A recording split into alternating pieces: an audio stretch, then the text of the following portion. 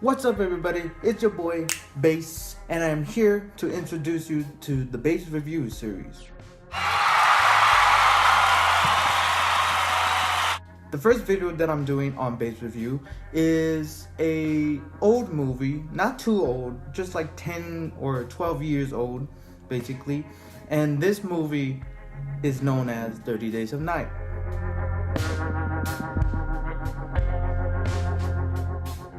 The movie is about a group of vampires who go down to a small town called Barrow, Alaska, where they basically have this thing where during the winter season there's a month in 30 days where it's mostly nights, meaning like the sun is not out until after the 30 days. And so these vampires take advantage with this stranger played by Ben Foster, who decided to sabotage the communications, the dog sled dog, any way or anyhow the civilians of this small town is gonna get help or communication. And so, because of the stranger coming in this town, sabotaging ways for them to either make contact with loved ones or trying to get out when the horror is coming to them, it's because of him. And because of that, there's a sheriff character played by Josh Hartnett, and another officer played by Melissa George. They both apprehend this stranger and they take him to a little jail cell. Meanwhile, the vampires have the leader, which is played by Danny Hudson. They have this leader who leads them to the small town where they start attacking and they start brutalizing and yada yada, and the horror movie ensues, survival and all that. And I want to talk about that movie in depth. It's one of my favorite horror movies, and not talking about it for so long with other people, it kind of missed the opportunity for those people to watch a great horror movie and a great vampire movie at that. With 30 Days of Night, it was one of those vampire movies that was like before the Twilight franchise started. It was before Edward and Bella, they got together and all that yada yada. And it was also I consider it as like one of the last films that that people use vampires or seen vampires as as a threat, as monsters in a horror / thriller / anything besides either drama or romance. And this movie succeeded in that. It really did.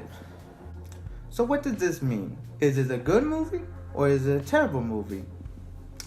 Well, for me personally, I think it's a good movie, and here's why.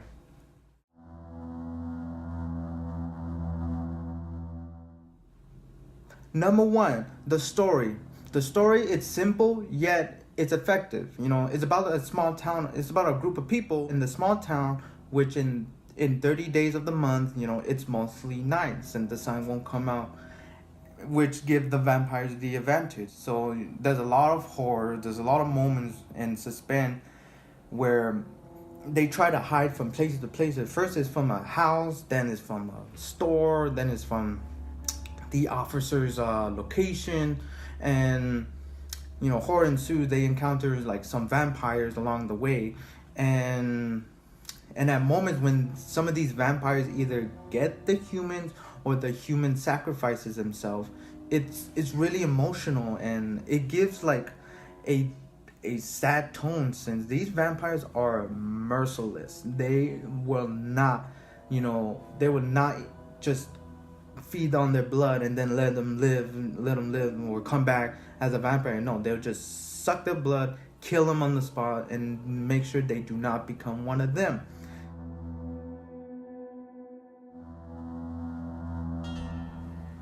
So the characters, they're actually, most of the characters are good. Mostly the main characters, like mostly the two main characters. Emmett, the sheriff, played by Josh Hartnett, whom he's the alpha guy, and he's the one that makes sure the group don't like get out of hand, or make sure like if there are any dangers ahead, he'll take care of that. Along with his, I think his ex-wife in the movie, and his younger brother. Those two are the only people that he cares about deeply, while the other group, he's just making sure they don't do anything like ridiculous, or they don't cause any like noises for the vampires to get to them. And some of them are dumb, because there's some characters, well, mostly the side characters, like the one characters that you see in the movie, they have a brief line, and then all of a sudden they get attacked by vampires. So those characters, they're dumb. The ones that survive, they have some characters, but not enough character depth. And it's not mostly about character studies. I get it for a horror movie about vampires, but at least like make some of the characters more interesting. That's the only thing.